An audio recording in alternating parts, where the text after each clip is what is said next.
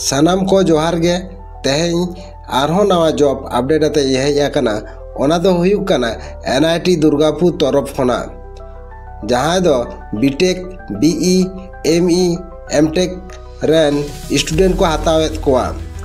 ओनाते bone main हुयुक कना जहां जहां नोआ रे बोन एलिजिबल गया उगु को दो लगन माचा नोआ फॉर्म बोन पेरेज माबोन चलो ताले नोआ रे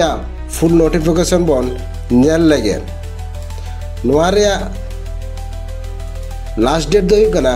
22/7/2025 से और नोआ ना पोस्ट दो हुयुक कना प्रोजेक्ट एसोसिएट कना ये नामे क्या बो नोआ रे फुल नोटिफिकेशन ओना रे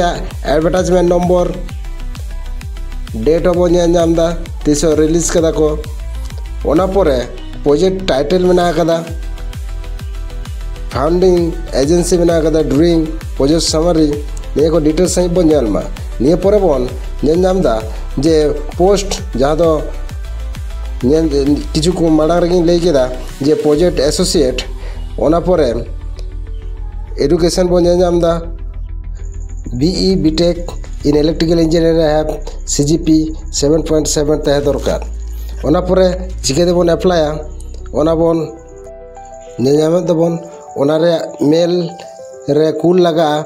22 जुलाई मध्य ओना रे को सिलेक्शन मोड दो कना प्रथम शॉर्टलिस्ट को ओना पूरा इंटरव्यू रे को होया को ओना तो मेल माध्यम ते को ओना को कुला